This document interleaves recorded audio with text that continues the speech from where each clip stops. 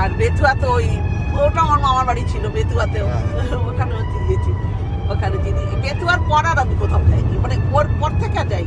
এই রোডটা আছে, এই রোডে চালিয়ে যা মজা, 100, 105, 110, 120 সব ওঠানো যায়। নালে ওইখানে মাই গড, এটা তো ন্যাশনাল হাইওয়ে, তাই তো? আমি বলেছি যে কলকাতায় চালাতে পারবে সে সব জায়গায় চালাতে পারবে।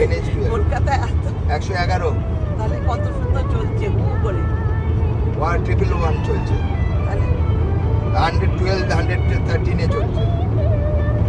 কতক্ষণ লাগবে এইরকম গেলে? তো বেশিক্ষণ লাগার সময় লাগবে না, কিন্তু যা মানে যা অবস্থা এতক্ষণে এসেছি বাবা, পুরো খাটালা। 27 কিলোমিটার। এটা কি কৃষ্ণনগরের আগে না পরে? মায়াপুর আগে, পরে কৃষ্ণনগরের পরে। Hi friends, welcome to my YouTube channel stay with Subir. আপনাদের সবাইকে শুভেচ্ছা জানাচ্ছি স্টে উইথ সুবীরের চ্যানেলের পক্ষ থেকে। কেমন আছেন? অ্যাকচুয়ালি আমি বেরিয়েছি আজকে বাটা থেকে বেরিয়েছি,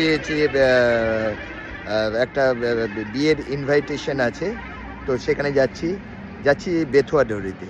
তো বেথুয়াডহরিতে আগে যাব না, আমি ফার্স্টে যাব হচ্ছে মায়াপুরে, একটু ঘুরে তারপর যাব। তো রওনা দিয়েছিলাম অ্যারাউন্ড 7:45 মর্নিং টাইমে।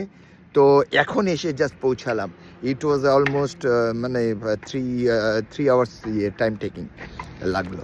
চাকদাতে এসছি, এই যে দেখুন চাকদাতে মাঝখানে রাস্তাতে পার করা হলো একটা পেট্রোল পাম্প আছে জিওর, আর জিওর এখানে আমি একটু রিফ্রেশ করতে আসলাম। গ্র্যান্ড ফুড প্লাজা আছে, তো গাড়িটাকে পার করে আমার মেজো বৌদিরা ভাইপো ভেতরে গেছে। তো এখন যাচ্ছি একটু রিফ্রেশ হয়ে, একটু কিছু পেটে তো দিতে হবে, কি বলেন? খালি পেটে কি কিছু গাড়ি ড্রাইভ করা যায়?